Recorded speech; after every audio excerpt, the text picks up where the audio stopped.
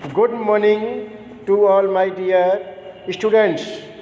Today I shall teach remaining part of chapter 10, Reaching the Age of Adolescence. मैंने आपको black board के माध्यम से पढ़ाया था और बताया था, तो इसके आपने समझा होगा। आगे मैं आपको पढ़ा रहा हूँ। नेक्स्ट ध्यान देंगे, चेंज एट पुबर्टी।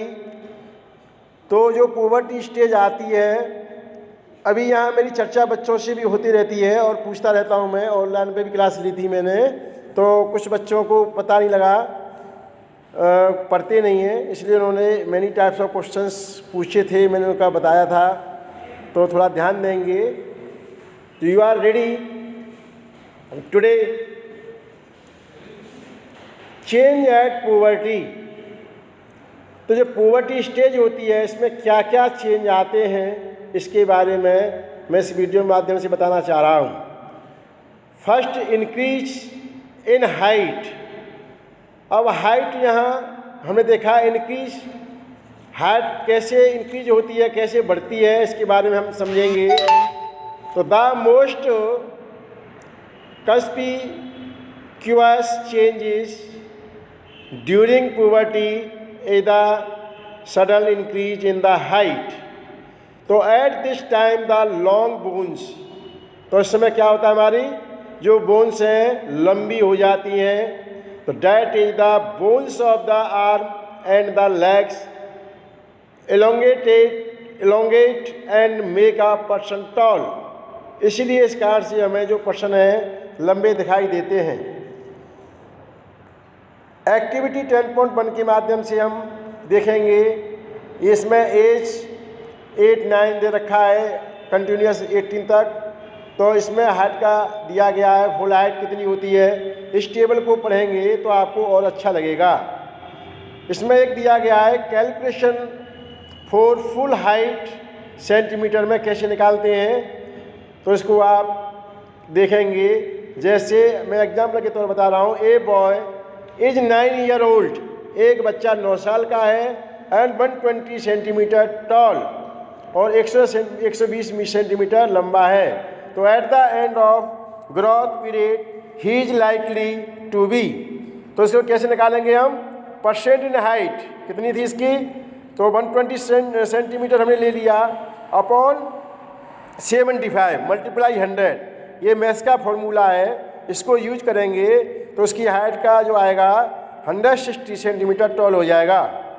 तो कैलकुलेशन को देखेंगे तो आपको और अच्छा लगेगा। एक्टिविटी 10.2 के माध्यम से हम देखेंगे, जो ग्राफ बनाया गया है, तो ग्राफ को हम समझेंगे तो आपको और अच्छा लगेगा। नेक्स्ट हम चलेंगे, change in the body shape. हमने देखा है जब ये स्टेज स्टार्ट होती है तो बॉडी के अंदर many kinds of changes it is necessary. जो आवश्यक है वो बॉडी के अंदर चेंजेस वो बॉडी में होते हैं।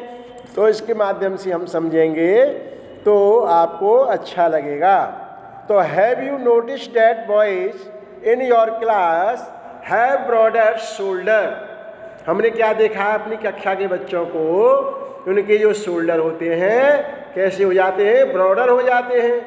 एंड वाइडर चेस्ट, और चेस्ट कैसी हो जाती है, वाइडर हो जाती है।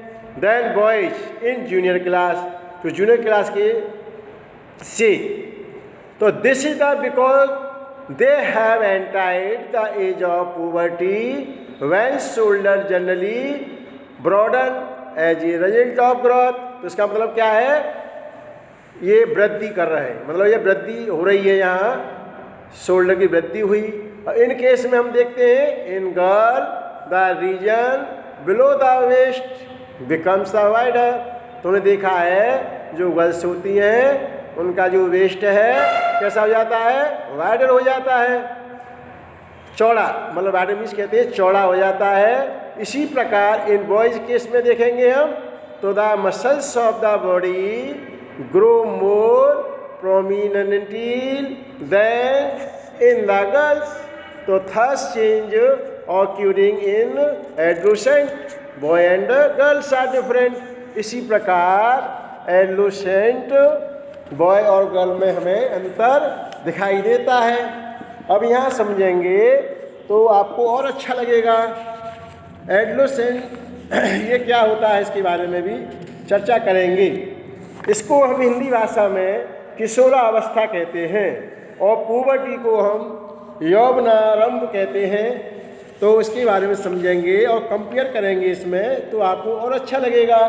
कंपेयर में आपको बताऊंगा लास्ट में आकर के, तो ध्यान देंगे इस पर। अब आपको मालूम है,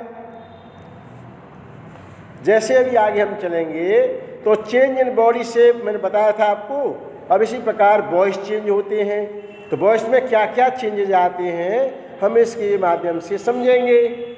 तो do you notice that sometime the voice of some of the voice in your class, आपने देखा होगा। तो इसकी आवाज़ कैसी देखते हैं हम, क्रैक्स होती है। क्रैक्स मतलब जैसे आपने देखा होगा फटी फटी सी आवाज़ आती है। तो एट पुबर्टी स्टेज पर तो द वॉइस बॉक्स और the larynx begin to grow. तो ये वॉइस बॉक्स का दूसरे नाम से हम जानेंगे, वॉइस बॉक्स को लेरेंक्स के नाम से भी हम जानते हैं। तो बॉय डेवलप लार्जर वॉइस, जो बॉयज होते हैं उनका जो वॉइस होता है कैसा हो जाता है, लार्जर हो जाता है, बड़ा हो जाता है। तो the growing voice box in boys can be seen as a protruding parts of the throat. तो ये जो दिया गया है प्रोट्रूडिंग पार्ट ऑफ थ्रोट का दिया गया है, तो उसको हम समझेंगे।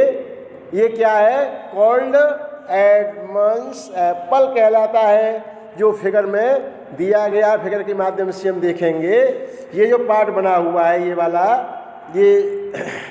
ये क्या है, एडमंड्स एप्पल है, जो ये हमें क्लियर दिखाई देता है, स्पष्ट दिखाई देता है।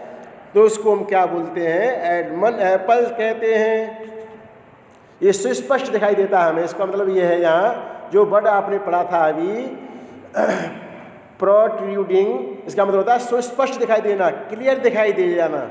तो इसको हम क्या बोलते हैं, एडमंड्स एप्पल कहते हैं। अब in girls the larynx is hardly visible from the outside.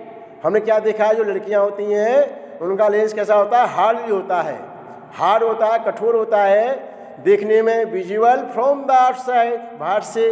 तो because of the it small size generally, लड़कियों क्या होता है, साइज जनरली स्मॉल होता है, छोटा होता है। तो girl have height picked voice when areas boys have the deep voice. तो इसे समझ सकते हैं जो बॉयज के से डीप होता है। तो in adolescent boys sometime the muscles of the growing voice box, कुछ समय बाद क्या होता है, जो वॉइस बॉक्स होता है इसमें हमारी मसल्स ग्रो हो जाती हैं। तो गो आउट ऑफ कंट्रोल, और इसे कंट्रोल करने में सहायता करती है, नियंत्रण करने में। तो and the voice become horror हो जा, हॉर्स। तो ये यहाँ हॉर्स, यहाँ जो वर्ड दिया गया है, दिस स्टेज में remain for the few days और week after which the voice become normal.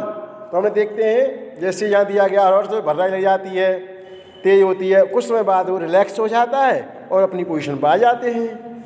इसी प्रकार मैनी चेंजेस हमें इसे और आते हैं, तो हम इसके बारे में चर्चा आगे करेंगे। Thank you my dear all students.